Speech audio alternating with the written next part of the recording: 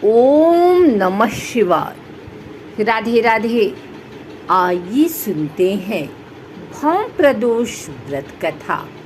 इस कथा के सुनने से भगवान शिव और हनुमान जी की मिलेगी विशेष कृपा। आइए सुनते हैं भौम प्रदोष व्रत कथा। हर माह के शुक्ल और कृष्ण पक्ष की त्रयोदशी तिथि को प्रदोष तिथि का व्रत किया जाता है। प्रदोष व्रत की तिथि जब मंगलवार को आती है तब उसे भौम प्रदोष व्रत के नाम से जाना जाता है। भौम प्रदोष व्रत में कथा सुनना व कहना बहुत पुण्यदायी माना जाता है और इस कथा से पूजा भी पूरी होती है। मान्यता है कि भौम प्रदोष व्रत की कथा सुनने व कहने से भगवान शिव का आशीर्वाद प्राप्त होता है और जीवन के सभी कष्ट दूर होते हैं। आइए सुनते हैं भौम प्रदोष व्रत की कथा। सूत जी बोले, अब मैं मंगल त्रयोदशी प्रदोष व्रत का विधि विधान कहता हूँ। मंगलवार का दिन व्याधियों का नाशक है। इस व्रत में एक समय व्रती को गेहूं और गुड़ का भोजन करना चाहिए। इस व्रत के करने से मनुष्य सभी पापों व रोगों से मुक्त हो जाता है।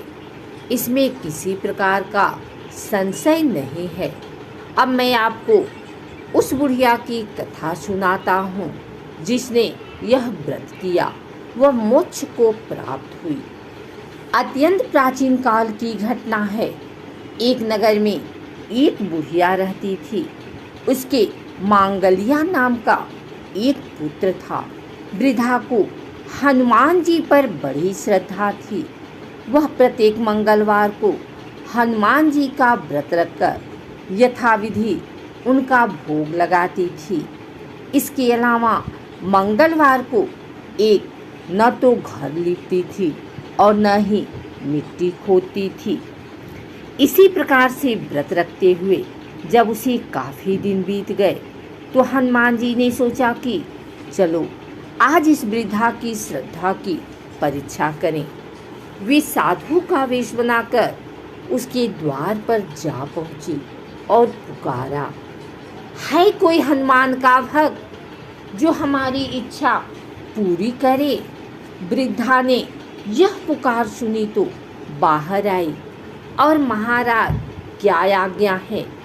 साधु वेशधारी हनुमान जी बोले कि मैं बहुत भूखा हूँ, भोजन करूँगा, तू थोड़ी सी जमीन लीप दे। वृद्धा बड़ी दुविधा में पड़ गई। अंत में हाथ जोड़कर प्रार्थना की, हे महाराज, लीपने और मिट्टी खोदने के अतिरिक्त जो काम आप कहें वह मैं करने को तैयार हूँ। साधु ने 3 बार परीक्षा करने के बाद कहा, तू अपने बेटे को बुला, मैं उसे औधा लिटाकर उसकी पीठ पर आग जलाकर भोजन बनाऊंगा।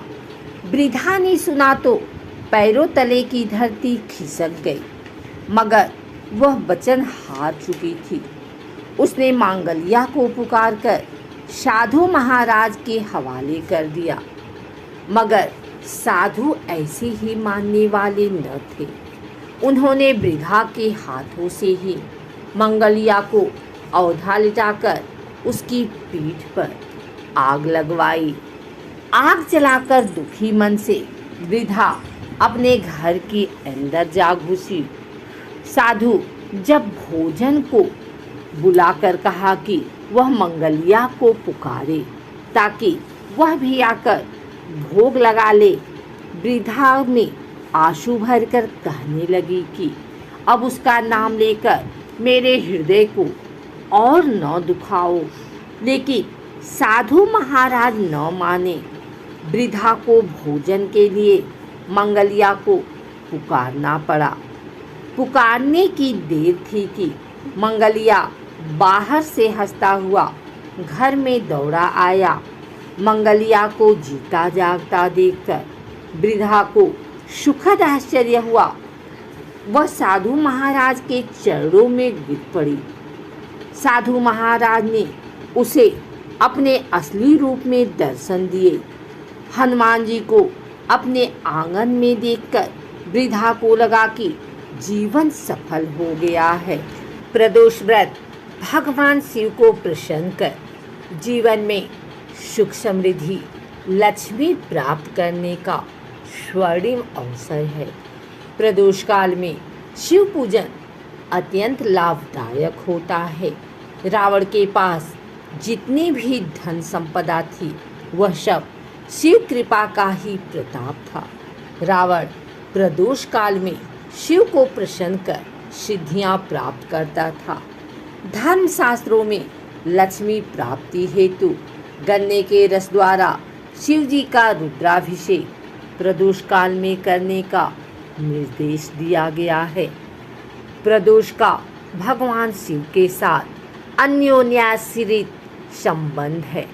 प्रदोषो रजनी मुखम, रात्रि के प्रारंभ की बेला प्रदोष नाम से संबोधित की जाती है।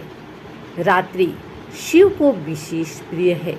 मुख्यतः प्रदोष का अर्थ है रात्रि का प्रारंभ। प्रदोष व्रत स्त्री पुरुष दोनों कर सकते हैं। प्रदोष व्रत प्रत्येक पक्ष की त्रयोदशी तिथि को किया जाता है। इस व्रत को स्त्री और पुरुष दोनों कर सकते हैं।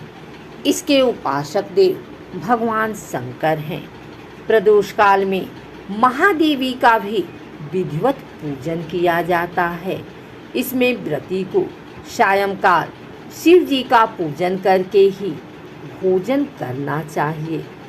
धन संपत्ति प्राप्ति के लिए प्रदोष काल में शिव तांडव स्तोत्र का पाठ विशेष लाभदायक होता है।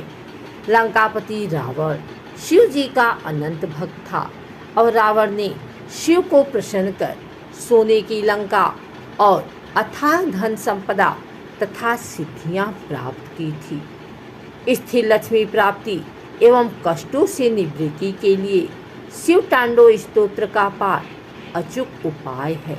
प्रदोष काल में पूजा करके रावणकृत शिव तांडव स्तोत्र जो सुनता या पढ़ता है भाव भक्ति व सर्वत्र विजयी होता है।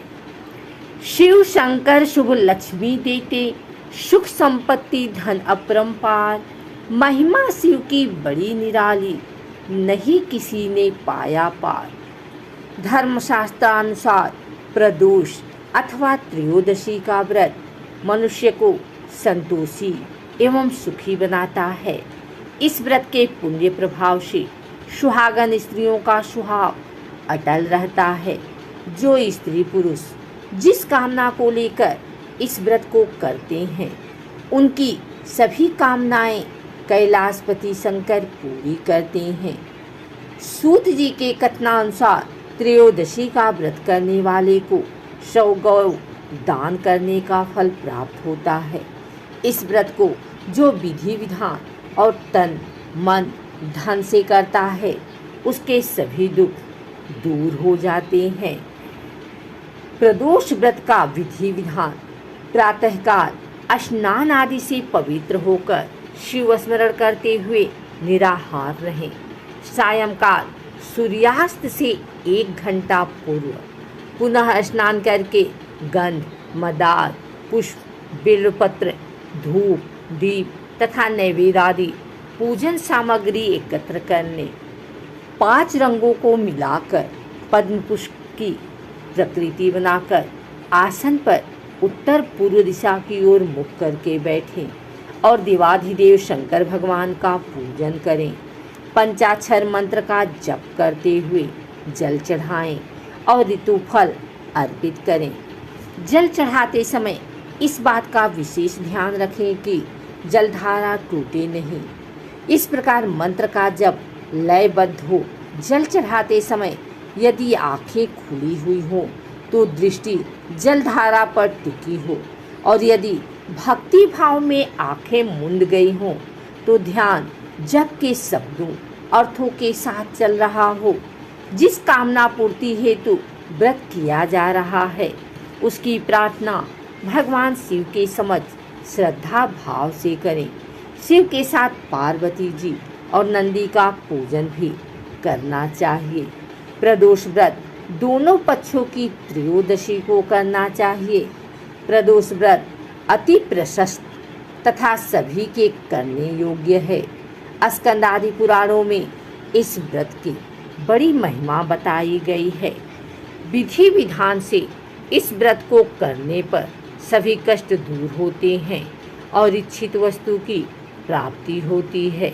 व्रत रखने वाले को 11 त्रयोदशी अथवा वर्ष भर की 26 त्रयोदशी के व्रत करने के उपरांत उद्यापन करना चाहिए।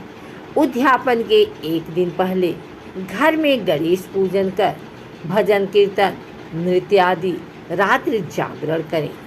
दूसरे दिन सुबह शुद्ध होकर शिव पार्वती की प्रतिमा स्थापित कर उनका षोडशोपचार विधि से पूजन करें। ओम उमा सहिताय नमः शिवाय मंत्र बोलते हुए 108 बार खीर की अग्नि में आहुति दें। हवन के बाद किसी श्रेष्ठ ब्राह्मण या आचार्य को भोजन कराकर यथाशक्ति दान दक्षिणा देकर विदा करें।